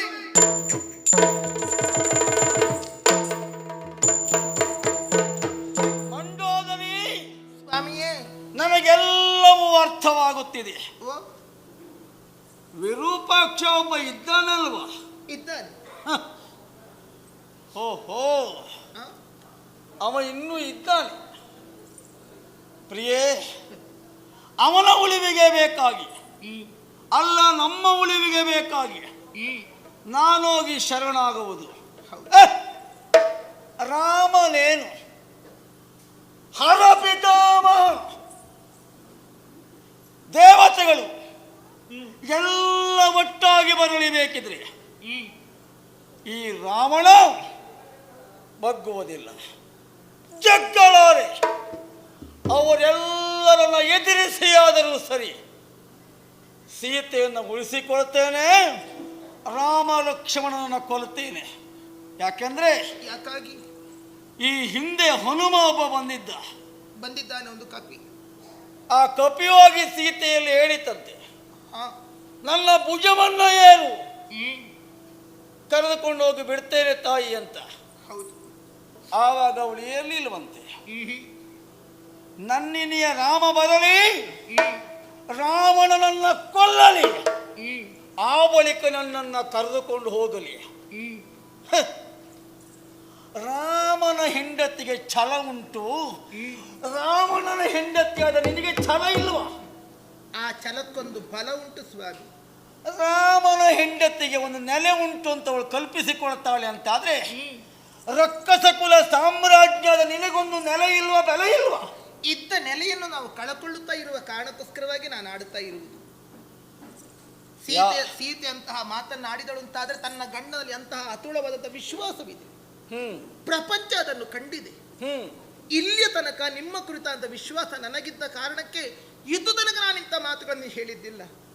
ಆದರೆ ಈಗ ನಿಮ್ಮ ಛಲ ಬಲ ಉಡುಗಿ ಹೋಗುವ ಕಾಲ, ಆ ಕಾರಣಕ್ಕೋಸ್ಕರವಾಗಿ ನೆಲೆಯನ್ನು ಉಳಿಸಿಕೊಳ್ಳಬೇಕೆನ್ನೋ ಉದ್ದೇಶದಲ್ಲೇ ಬೇಡಿಕೊಳ್ಳುತ್ತಿರುವೆ. ಪ್ರಿಯೇ, ನೀನು ಎಷ್ಟೇ ಬೇಡು, ಎಷ್ಟೇ ಕಾಡು, ಸೀತೆಯ ಸಂಕಲ್ಪ ನನ್ನನ್ನು ಕೊಂದಾದರೂ ಕರೆದುಕೊಂಡು ಹೋಗಬೇಕು ಅಂತ. ಹಾಗಾದರೆ ನಾನು ಬಾಗಿದರೆ ಅಥವಾ ಬೇಡಿದರೆ ಅವಳು ಹೋಗ್ಲಿಕ್ಕಿಲ್ಲ ಅಂತಾಯಿತು. ನಾನು ಸಾಯಬೇಕು ಅಂತ ಅವಳು ಇಚ್ಛೆ ಇದ್ರೆ ಅವಳು ವೈಧವ್ಯವನ್ನು ಬಯಸಿದ್ದಾಳೆ ಅಂತಾಯಿತು. ಇಲ್ಲವೇ ಇಲ್ಲ, ರಾಮನನ್ನು ಕೊಲ್ಲುವುದಕ್ಕೆ ಬೇಕಾಗಿ ಅಲ್ಲೋ ಅವಳ ಹೆಣವನ್ನು ಮೂಡಿಯಲ್ಲಿ ಹಾರಿಸಬೇಕಾಗಿ ನಾನು ಹೊರಟೆ. ಇಲ್ಲವೇ ಚಂದ್ರಾಸವನ್ನು ಹಿಡಿದೆ. ಸೀತೆ ಅಂತಹ ಮಾತುಗಳನ್ನು ಹನುಮನಲ್ಲಿ ಆಡಿರಬಹುದು, ಆದರೆ ಪತಿಯ ವಾಕ್ಯವನ್ನು ಅವಳು ಮೀರುವವಳಲ್ಲ. ಯೋಚನೆ ಮಾಡಿ, ಈ ಹಿಂದೆ ವನವಾಸದಲ್ಲಿರುವಾಗ ಕಾಗೆಯೊಂದು ಬಂದು ಅವಳಿಗೆ ಹಿಂಸೆಯನ್ನು ನೀಡಿತಂತೆ. ಪತಿಯಾದಂಥ ರಾಮ ದರ್ಬೆಯನ್ನೇ ಬ್ರಹ್ಮಾಸ್ತ್ರವಾಗಿ ಉಪಯೋಗಿಸಿ ಕಾಕಾಸುರನನ್ನು ಓಡಿಸಿದನಂತೆ. ಎಲ್ಲರಲ್ಲಿ ಹೋಗಿ ಬೇಡಿಕೊಂಡಿತ್ತು, ನನ್ನನ್ನು ಬದುಕಿಸಿ ಬದುಕಿಸಿ ಎಂದು. ಎಲ್ಲರೂ ನಿರಾಕರಿಸಿದಾಗ ರಾಮನಿಗೇ ಬಂದು ಶರಣಾಯಿತು. ರಾಮ ಕೊಂದನೆ ಇಲ್ಲವಲ್ಲ, ತನ್ನ ಹೆಂಡತಿಗೆ ಅನ್ಯಾಯವನ್ನು ಮಾಡಿರುವಂತಹ ಒಬ್ಬ ಜಯಂತ ಶಾಪಗ್ರಸ್ತ ಕಾಕಾಸುರನಾಗಿ ಬಂದಿದ್ದ. ಆದರೆ ಅವನನ್ನು ರಕ್ಷಿಸಿದ್ದಿಲ್ವೇ, ಮತ್ತೆ ಬಿಟ್ಟದ್ದಿಲ್ವೇ, ಕ್ಷಮಿಸಿ ಬಿಟ್ಟದ್ದಿಲ್ವೇ? ಹಾಗಾದ್ರೆ ಸೀತೆ ಅಂತ ಮಾತಾಡಿರಬಹುದು. ನೀವು ಹೋಗಿ ರಾಮನಿಗೆ ಸೀತೆಯನ್ನು ಒಪ್ಪಿಸಿದರೆ ಸೀತಾ ಸುಮ್ಮನಿರು ಎನ್ನುವ ಹಾಗೆ ಕರುಣಾಳುವಾದಂಥ ರಾಮ ಆಡುತ್ತಾನೆ.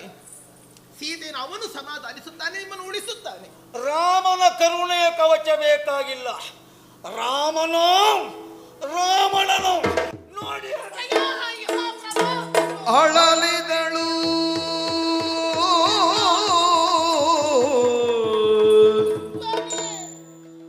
ಅಳಲಿದಳು ಬೇಡ ಕಟ ಬೇಡ ಕಟ ರಾಮನೋಳ್ ಅಳವಿಗಿದಿರಾಗದಿರು ಅಳವಿಗಿದಿರಾಗದಿರನುತ ರಾಮನಳು ಅಳವಿಗಿದಿರಾಗದಿರೆನುತ ಬಲು ಬಳಲಿ ಬೆಂಡಾಗುತ್ತ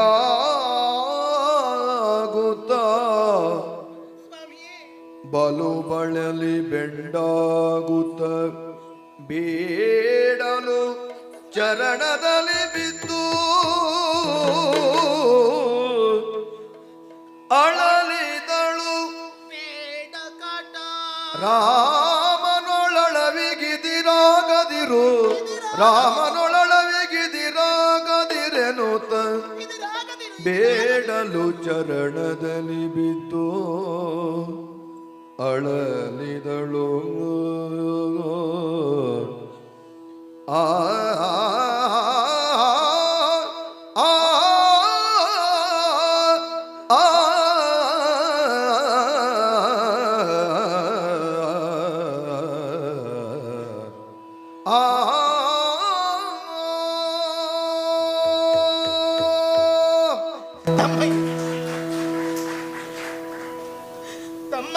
ತಮ್ಮಯ್ಯ, ನಿಮ್ಮ ಕಾಲು ಹಿಡಿಯುತ್ತೇನೆ. ಮುಂದಾಗಿ ಹೋಗಬೇಡಿ ಸ್ವಾಮಿಯೇ, ಮುಂದಾಗಿ ಹೋಗಬೇಡಿ. ನೀವು ಬೇಡಿಕೊಳ್ಳುತ್ತಿದ್ದೇನೆ ನಾನು. ಆಗುವುದಕ್ಕೆ 14 ಲೋಕಗಳ ಸಾಮ್ರಾಟನು ರಾವಣನಾದರೆ ಈ ಮಂಡೋದರಿಯ ಸಾಮ್ರಾಜ್ಞಿ ಬೇಡುವುದೇ ಏನು ಕಡಿಮೆ ಇದೆ ನನಗೆ? ಬೇಡ ಕೂಡದು. ಆದರೆ ನಿಮ್ಮಲ್ಲಿ ಬೇಡುತ್ತಿದ್ದೇನೆ ಸ್ವಾಮಿಗೆ. ನಾ ಹೋಗಿ ರಾಮನಲ್ಲಿ ಬೇಡಿಕೊಳ್ಳಬಹುದು. ಉಳಿಸು ಸ್ವಾಮಿ, ನನ್ನ ಪತಿಯ ಪ್ರಾಣವನ್ನು ಉಳಿಸಿಕೊಡು ಅಂತ ನಾ ಬೇಡಬಹುದು. ರಾಮನು ದಯಾಸಾಗರನು, ಕಾರುಣ್ಯ ನಿಧಿಯು. ನನ್ನ ಕಣ್ಣೀರನ್ನು ಕಂಡು ಕಟುಕನಂತೆ ವರ್ತಿಸುವನಲ್ಲ ಖಂಡಿತ.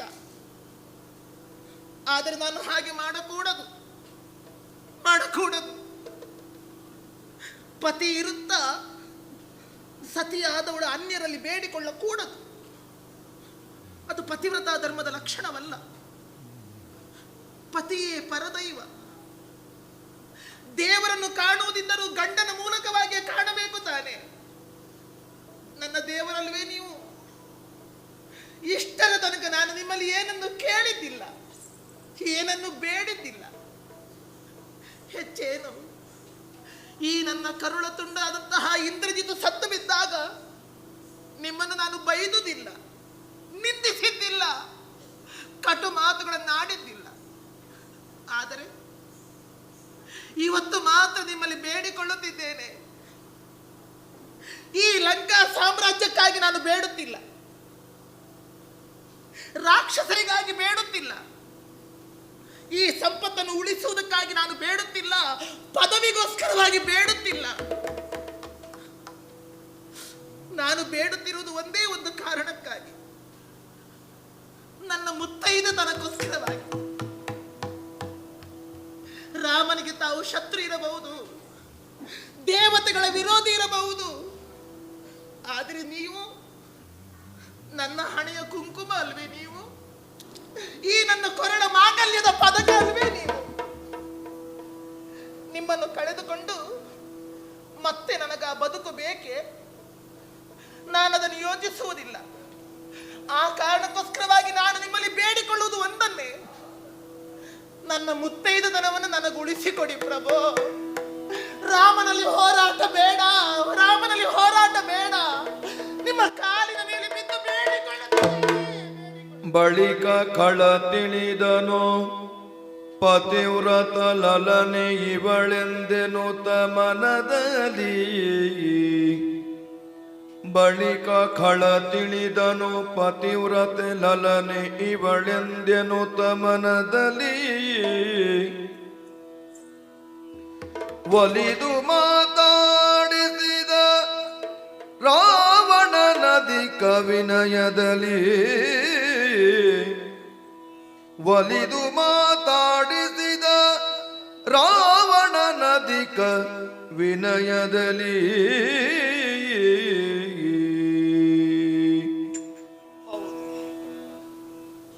ಸಾಮ್ರಾಜ್ಯಕ್ಕೆ ಬೇಕಾಗಿ ಒಲುವುದಲ್ಲ, ಅವಳ ಕಣ್ಣೀರು ಬಸುರಿಗಾಗಿ ಅಲ್ಲ, ಮಾಂಗಲ್ಯಕ್ಕಾಗಿ. ಫಲ ರಾವಣನಿಗೇನು ಒಬ್ಬ ಹೆಂಡತಿ ಅಲ್ಲ, ಬೇಕಷ್ಟು ಮಂದಿ ಇದ್ದಾರೆ. ಮಯತನುಜೆಯಾಗಿ, ನನ್ನ ಸಹಧರ್ಮಿಣಿಯಾಗಿ ನನಗಾಗಿ ಬೇಡುತ್ತಿದ್ದಾಳೆ, ನನಗಾಗಿ ಕಣ್ಣೀರಿಗರಿಯುತ್ತಿದ್ದಾಳೆ. ಇವಳು ನಿಜವಾದ ಸತಿ, ಪತಿವ್ರತ ಶಿರೋಮಣಿ. ಅನುಮಾನ ಇಲ್ಲ, ಅನುಮಾನ ಇಲ್ಲ. ಇಂಥವಳಿಗೂ ನಾನು ಮೋಸ ಮಾಡಬಾರದು. ನನ್ನ ಅಂತರಂಗವನ್ನು ತೆರೆದಿಡುವುದಕ್ಕೆ ಇದೊಂದು ಒಳ್ಳೆಯ ವೇದಿಕೆ, ಅನುಮಾನ ಇಲ್ಲ. ರಾಮನ ಸಮ್ಮುಖದಲ್ಲಿ ರಾವಣ ಯಾಕೆ ಬಾಗುವುದಿಲ್ಲ ಎನ್ನುವುದಕ್ಕೆ ಉತ್ತರ ಕೊಡುವುದಕ್ಕೆ ಒಳ್ಳೆಯ ಕಾಲ ಇದು. ಕಾಕಾಸುರ ಶರಣಾಗಿದ್ದಕ್ಕೆ ಉತ್ತರಿಸುವುದಕ್ಕೆ ಒಳ್ಳೆಯ ವೇದಿಕೆ ಇದೀಗ. ಹಾಗಾಗಿ ನನ್ನ ಅಜ್ಜನಲ್ಲಿ ಹೇಳದ, ಮಾವನಲ್ಲಿ ಹೇಳದ, ನಮ್ಮ ಹಿರಿಯವರಿಗೆ ಯಾರಿಗೂ ಗೊತ್ತಿರದ, ನನ್ನ ತಾಯಿಯಲ್ಲಿಯೂ ಹೇಳಿಕೊಳ್ಳದೇ ಇರುವಂತ ರಹಸ್ಯವಾದ ಸತ್ಯವನ್ನು ಹೇಳುವುದಕ್ಕೆ ಇವಳೊಬ್ಬಳೇ ಯೋಗ್ಯಳು. ಪ್ರಿಯೇ, ಹೇಳು ಹೇಳು ಹೇಳು.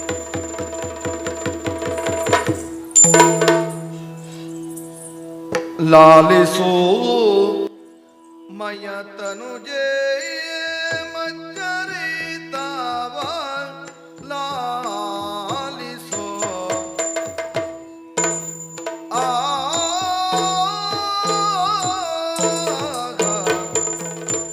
ಲಾಲಿಸೋ ಮಯ ತನುಜೇ ಮಜ್ಜರಿತಾವ. ಲಾಲಿಸೋ ಲಾಲಿಸೋ ಲಾಲಿಸೋ ಮಯ ತನುಜೇ ಮಜ್ಜರಿತಾವ. ಲಾಲಿಸೋ ಮಯ ತನುಜೇ ಮಜ್ಜರಿತಾವ. ಲಾಲಿಸೋ ಕ್ಷೀರಾಬ್ದಿ ಲಗದಿ ಕ್ಷೀರಾಬ್ದಿ ಶಯನೋ ಲಗದಿ ಕ್ಷೀರಾಬ್ದಿ ಶಯನೋ ಲಗದಿ ನಾವು ದ್ವಾರಪಾಲಕರಾಗಿ ಮುದದಿ ನಾವು ದ್ವಾರಪಾಲಕರಾಗಿ ಮುದದಿ ಕ್ಷೀರಾಬ್ದಿ ಶಯನೋ ಲಗದಿ ಕ್ಷೀರಾಬ್ದಿ ಶಯನೋ ಲಗದಿ ನಾವು ದ್ವಾರಪಾಲಕರಾಗಿ ಮುದದಿ ನಾವು ದ್ವಾರಪಾಲಕರಾಗಿ ಮುದದಿ ಇರೇ ಮಾರಮಣನ ಕಾಂಬುತ್ತಗದಿ ಇರೇ ಮಾರಮಣನ ಕಾಂಬುತ್ತಗದಿ ಮಾರಮಣನ ಕಾಂಬುತ್ತಗದಿ ಮುನಿ ಚಾರು ಸನಕ ಸನಂದನ ರೈತರೇ ಮುನಿ ಚಾರು ಸನಕ ಸನಂದನ ರೈತರೇ ಮದವೇರಿ ಧಿಕ್ಕಾರದೋಳ್ ಒಡ್ಡಗಟ್ಟಿದೆ ಒಂದು ಮದವೇರಿ ಮದವೇರಿ ಮದವೇರಿ ಧಿಕ್ಕಾರದೋಳ್ ಅಡ್ಡಗಟ್ಟಿದೆ ಒಂದು ಮದವೇರಿ ಧಿಕ್ಕಾರದೋಳ್ ಅಡ್ಡಗಟ್ಟಿದೆ ಒಂದು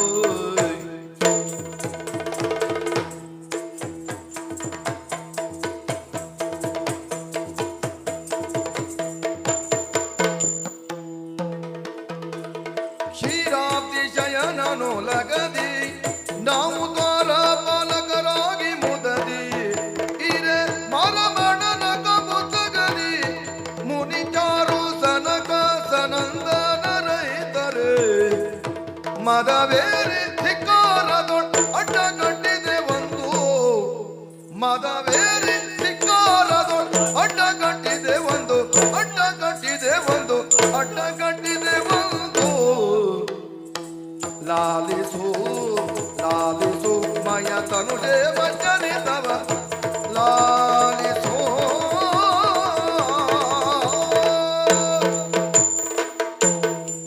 ಆ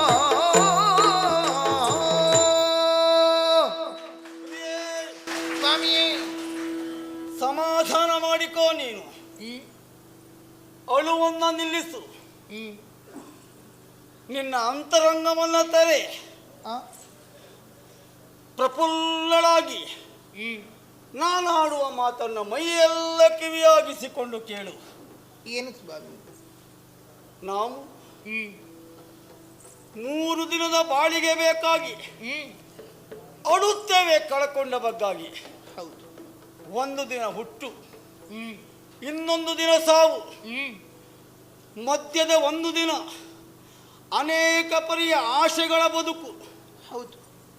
ಹಾಗಾದರೆ ಈ ಒಂದು ದಿನದ ಬದುಕಿನಲ್ಲಿ ಕಳೆದುಕೊಂಡರ ಬಗ್ಗೆ, ಗಳಿಸುವ ಬಗ್ಗೆ ಅಳು ಮತ್ತು ಯೋಚನೆ ಇದು ಎರಡೂ ಮಿಶ್ರವಾಗಿರುತ್ತದೆ ಅಲ್ವೇ? ಯಾವುದು ಉಳಿಯುವುದಲ್ಲ. ಈ ಸಾಮ್ರಾಜ್ಯ ಸ್ಥಿರ ಅಲ್ಲ. ಅಲ್ಲ, ನಾನು ಸ್ಥಿರ ಅಲ್ಲ, ನೀನೂ ಸ್ಥಿರ ಅಲ್ಲ. ಸ್ಥಿರವಲ್ಲಂತ ಗೊತ್ತಿದ್ರೂ ಸಹ ಕಳೆದುಕೊಂಡರ ಬಗ್ಗೆ ನಮಗೆ ಅಳು.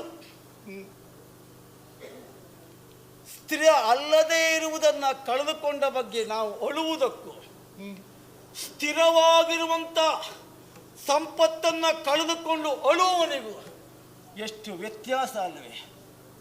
ಬಹಳವಿದೆ.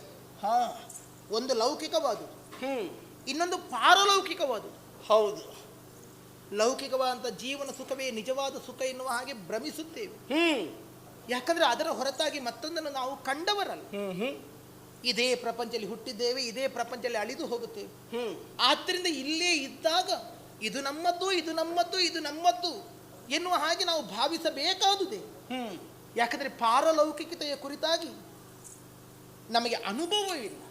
ಹಾಗಾಗಿ ಅರಿವಿದೆ, ಅನುಭವವಿಲ್ಲ. ಅರಿವಿದ್ದಂತ ಒಂದು ಪದವಿಯನ್ನು ಕಳ್ಕೊಂಡಂತ ಎರಡು ವ್ಯಕ್ತಿಗಳ ಕಥೆಯನ್ನು ಹೇಳುತ್ತೇನೆ, ನೀವು ಕೇಳಬೇಕು. ಏನಾ ಕತೆ? ಬಹುಕಾಲದ ಹಿಂದೆ ವೈಕುಂಠದಲ್ಲಿ ಜಯ ಮತ್ತು ವಿಜಯರೆಂಬರು ಪಡುದ್ವಾರದ ಭಟರಾಗಿ ನಿಂತವರು. ಹಾಗಾದ್ರೆ ಕುಂಠಿತ ಇಲ್ಲದ ಕಾರಣಕ್ಕಾಗಿ ವೈಕುಂಠ ಅಂತ ಹೆಸರು. ಹೌದು, ಅಕುಂಠಿತವಾದ. ಹೌದು. ಅಂತ ವೈಕುಂಠದಲ್ಲಿ ನಡೆದ ಒಂದು ವಿಶೇಷವಾದ ಘಟನೆ ಇದು. ಏನದು? ಪರಮಾತ್ಮನ ದರ್ಶನಕ್ಕೆ ಬೇಕಾಗಿ ಸನಕ ಸನಂದಾದಿಗಳು 4 ಪ್ರತಿನಿತ್ಯವೂ ಬರುವವರು, ನಿತ್ಯ ಸೂರಿಗಳು. ಹೌದು. ಹಾಗಾದ್ರೆ ನಿತ್ಯವೂ ಬಾಲಕರೇ ಅವರು. ಯಾವ ಅಪೇಕ್ಷೆಯೂ ಇಲ್ಲ ಅವರಿಗೆ. ಎಲ್ಲವೂ ಪರಮಾತ್ಮ ಎಂಬಂತ ಪಾರಮಾರ್ಥತೆಯಲ್ಲಿ ಬದುಕನ್ನು ಸಾಗಿಸುತ್ತಿದ್ದವರು, ಅವಧೂತತ್ವವನ್ನು ಹೌದು. ಹೊಂದಿಕೊಂಡವರು. ಹಾಗಾದ್ರೆ ಅಂದಿನ ದಿನವೂ ಪರಮಾತ್ಮನ ಕಾಣಬೇಕೆಂಬುದಾಗಿ ಅವಸರವಾಗಿ ಪಡುದ್ವಾರದಲ್ಲಿ ಪ್ರವೇಶ ಮಾಡುತ್ತಿರುವ ಕಾಲಕ್ಕೆ ಈ ಜಯ ಮತ್ತು ವಿಜಯ ಎಂಬಂತ ದ್ವಾರಪಾಲಕರು ಬೀಗಿ ಅವರ ತಡೆದರು, ನಿರಾಕರಿಸಿ ಬಿಟ್ಟರು. ವೈಕುಂಠದಲ್ಲಿ ಮದವೇ. ಹೌದು. ಹಾಗಾದರೆ ಆವಾಗ ಈ ಮುನಿಗಳು ಅವರ ವರ್ತನೆಯನ್ನು ಕಂಡ ಮರುಕ್ಷಣವೇ ಇಲ್ಲಿರುವುದಕ್ಕೆ ನೀವು ಯೋಗ್ಯರಲ್ಲ, ನಿಮಗೂ ಮದವೇ ಆವರಿಸಿಕೊಂಡಿದೆ ಅಂತಾದ್ರೆ ಭೂಲೋಕದಲ್ಲಿ ಜನಿಸಿ ಎಂಬುದಾಗಿ ಶಾಪ ಕೊಟ್ಟರು. ಆಶ್ಚರ್ಯ. ರಾಗದ್ವೇಷ ವರ್ಜಿತರಾದಂತಹ ಮುನಿಗಳು ಅವರಿಗೂ ಅದೇ ಬಂತಲ್ಲಿ, ಸಿಟ್ಟುಗೊಳ್ಳುತ್ತಾರೆ. ಹೌದು. ಅವರು ವೈಕುಂಠದಲ್ಲಿ ಸಿಟ್ಟುಗೊಳ್ಳುತ್ತಾರೆ. ಆ ಬಳಿಕ ದೇವರನ್ನ ಕಾಣುವುದಕ್ಕೆ ಹೋದರು. ಜಯ ವಿಜಯರು ದೇವರನ್ನ ಕಾಣುವುದಕ್ಕೆ ಹೋದರು. ದೇವರೇ ಹೀಗಾಯಿತು ಎಂಬುದಾಗಿ ಬೇಡಿದರು. ಪರಿಹಾರ ವೈಕುಂಠವಾಸಿ ನಾರಾಯಣ ಹೇಳಲಿಲ್ಲ. ನಾರಾಯಣನು ಸನಕ ಸನಂದಾದಿಗಳನ್ನೇ ಪ್ರಶ್ನಿಸಿದ. ಭಗವಂತನು ಭಕ್ತರಾದೀನ. ಪ್ರಶ್ನಿಸಿದ್ದಾದರೂ ಹೇಗೆ? ಸನಕ ಸನಂದರಿಗೆ ಎರಗಿ ಕೇಳಿದ. ಓಹ್, ಇನ್ನೇನು ಎಂಬುದಾಗಿ. ಆವಾಗ ಹೇಳಿದ್ದವರು, ಶಾಪವಾಕ್ಯ ಯಾವ ಕಾಲಕ್ಕೂ ಹುಸಿಯಾಗುವುದಕ್ಕೆ ಸಾಧ್ಯ ಇಲ್ಲ ದೇವರೇ. ಶಾಪವಾಕ್ಯದ ಪ್ರಕಾರವಾಗಿ ಭೂಲೋಕದಲ್ಲಿ ಜನ್ಮವನ್ನು ತಾಳಲೇಬೇಕು ಅಂತ ಹೇಳಿದರು. ಆವಾಗ ವಿಷ್ಣು ಅವರಿಗೆ 2 ಆಯ್ಕೆಯನ್ನು ಕೊಟ್ಟ. ಏನು ಆಯ್ಕೆಗಳು? ಸಜ್ಜನರಾಗಿ 7 ಜನ್ಮವನ್ನು ಪೂರೈಸಿ ನೀವು ಪುನಃ ವೈಕುಂಠವನ್ನು ಸೇರ್ತೀರೋ, ಅದಲ್ಲ ಶ್ರೀಹರಿ ನನ್ನ ವಿರೋಧಿಗಳಾಗಿ 3 ಜನ್ಮವನ್ನು ಉತ್ತರಿಸಿ ನನ್ನಿಂದಲೇ ಹತರಾಗಿ ವೈಕುಂಠವನ್ನು ಸೇರ್ತೀರೋ, ಆಯ್ಕೆ ನಿಮ್ಮದು ಅಂತ ಹೇಳಿದ.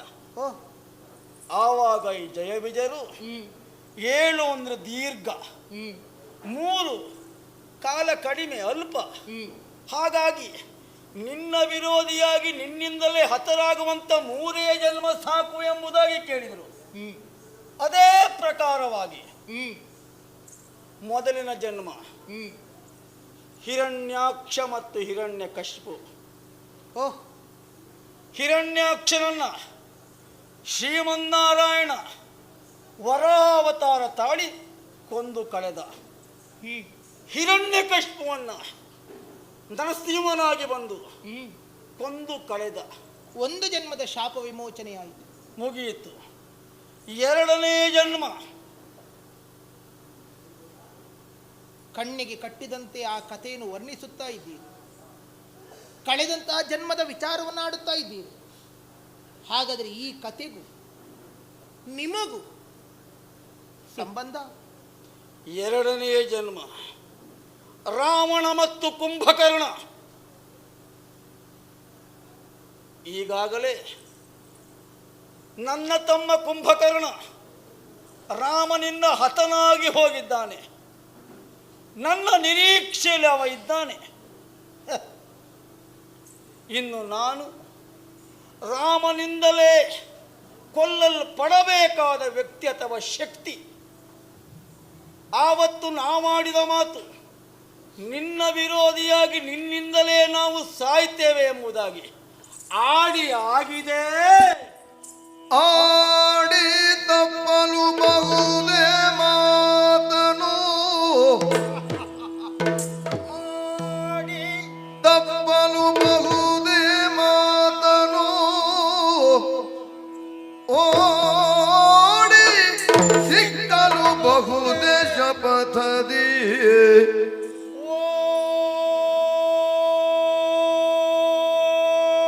ಓಡಿ ಸಿಕ್ಕಲು ಬಹುದೇ ಶಪಥದಿ,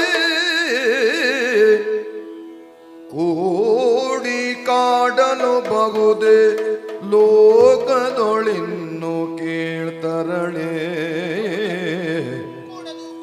ಕೂಡಿ ಕಾಡಲು ಬಹುದೇ ಲೋಕದೊಳಿನ್ನು ಕೇಳ್ತರಳಿ, ಮಾಡಿ ಕೀಳಲು ಬಹುದೇ ಕಾರ್ಯವ, ಮಾಡಿ ಕೀಳಲು ಬಹುದೇ ಕಾರ್ಯವ, ನಾಡ ಮಾತಲ್ಲ ಬಲೆ ಚಿಂತಿಸಬೇಡನು ಸಂತೈಸಿ, ನಾಡ ಮಾತಲ್ಲ ಬಲೆ ಚಿಂತಿಸಬೇಡನು ಸಂತೈಸಿದನು, ಮಂಡೋದರಿಯ ವ್ಯಥೆಯ ಆ ಆ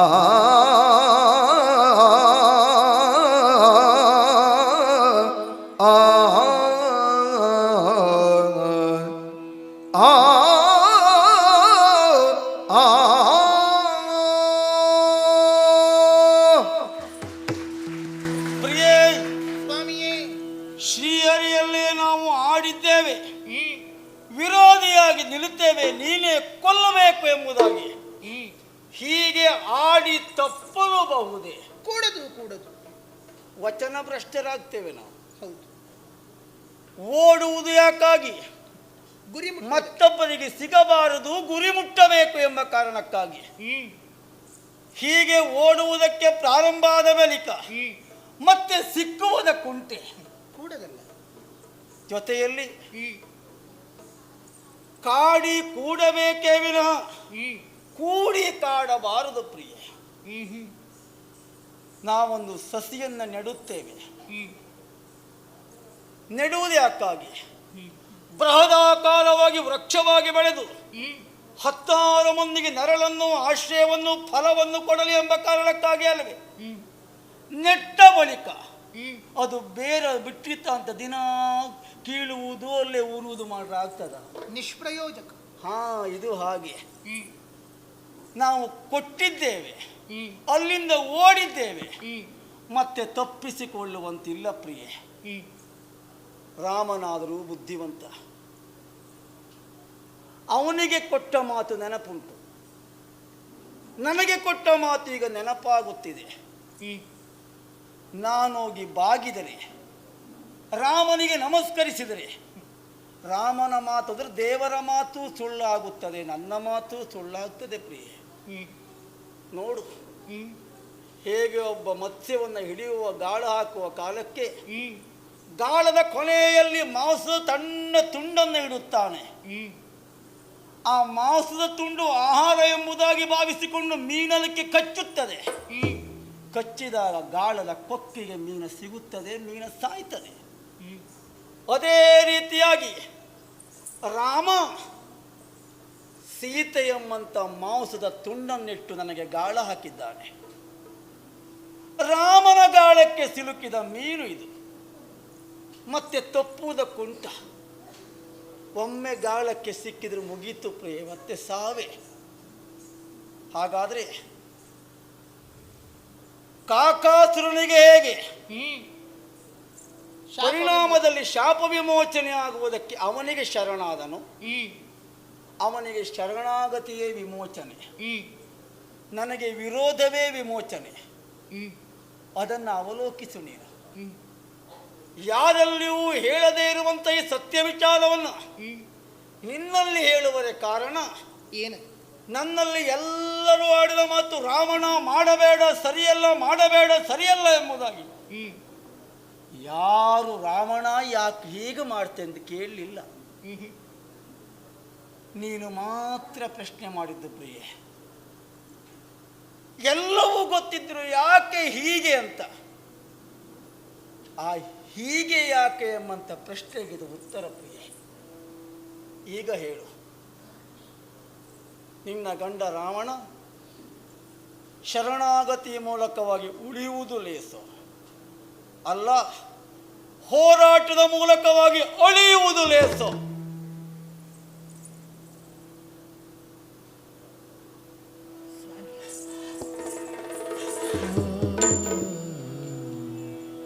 ಪ್ರಪಂಚದ ಜನರು ಆಕ್ಷೇಪಿಸಿದರು. ಕೆಡುಕ ರಾವಣ, ದುಷ್ಟ ರಾವಣ, ರಾಕ್ಷಸ ರಾವಣ, ಕಾಮುಕ ರಾವಣ. ಆದರೆ ರಾವಣನ ಅಂತರಂಗವನ್ನು ಯಾರೂ ಅರ್ಥ ಮಾಡಿಕೊಳ್ಳಲಿಲ್ಲ. ಕುರುಡರು ಆನೆಯನ್ನು ಮುಟ್ಟಿಕೊಂಡು ಒಬ್ಬೊಬ್ಬರು ಒಂದೊಂದು ತರ ಹೇಳಿದರಂತೆ. ಹೊಟ್ಟೆ ಮುಟ್ಟಿದಾತ ಹೇಳಿದ ದೊಡ್ಡ ಗೋಡೆ ಹಾಗುಂಟು, ಕಾಲು ಮುಟ್ಟಿಕೊಂಡು ಒಬ್ಬ ಹೇಳುತ್ತಾನೆ ಕಂಬದಂತಿದೆ ಆನೆ, ಕಿವಿ ಮುಟ್ಟಿ ಹೇಳುತ್ತಾನೆ ಮೊರದಂತಿದೆ, ಗೆರಸಿಯಂತಿದೆ ಎನ್ನುವ ಹಾಗೆ. ಸೊಂಡಿಲನ್ನು ಮುಟ್ಟಿ ನೋಡಿ ಹೇಳುತ್ತಾನೆ ಒಬ್ಬ ದೊಡ್ಡ ಅಂತ ಹಗ್ಗದಂತಿದೆ ಎಂದು. ಹಾಗಾದ್ರೆ ಅದು ಯಾವುದು ಸತ್ಯವಲ್ಲ.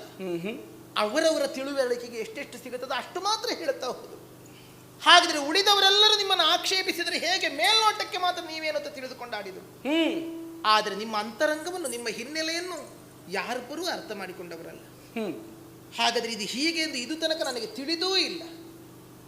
ಈಗ ನಾನು ತಿಳಿದೆ ಎನ್ನುವುದಕ್ಕಿಂತಲೂ ತಿಳಿಯುವಂಥ ಪಾತ್ರತೆಯನ್ನು ನೀವು ಗುರುತಿಸಿದಿರಲ್ಲ, ನನಗದು ಬೇಕಾಗಿರುವುದು, ನನಗದು ಸಾಕಾಗಿರುವುದು. ನಿಮ್ಮ ಜೊತೆಗಿನ ಇದು ತನಕದ ಬಾಂಧವ್ಯ, ಇದು ತನಕದ ದಾಂಪತ್ಯ ನಿಜವಾಗಿಯೂ ಸಾರ್ಥಕವಾಯಿತು. ನನಗಷ್ಟೇ ಬೇಕಾದುದು. ನನ್ನ ಕೊರಳಿಗೆ ಮಾಂಗಲ್ಯವನ್ನು ಬಂಧಿಸಿ ದಾಂಪತ್ಯ ಬಂಧನಕ್ಕೆ ನಾವು ಒಳಗಾಗಿದ್ದೇವೆ.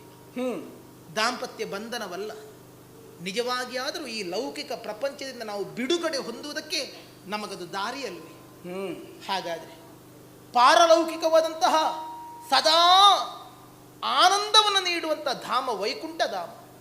ಅಲ್ಲಿಂದ ಹೊರಬಂದವರು ತಾವು ಮತ್ತೆ ಅಲ್ಲಿಗೆ ಸೇರುವುದಕ್ಕೆ ಹೊರಡುತ್ತೀರಿಂತಾದರೆ ನಿಮ್ಮ ಸತಿಯಾಗಿ ನಿಮ್ಮ ಉತ್ಕರ್ಷವನ್ನು ಬಯಸುವಂತ ನಾನು ಯಾವ ಕಾಲಕ್ಕೂ ನಿಮಗೆ ತಡೆಯಾಗಲ್ಲ, ಯಾವ ಕಾಲಕ್ಕೂ ನಾನು ವಿರೋಧವನ್ನು ಮಾಡಲಾರೆ.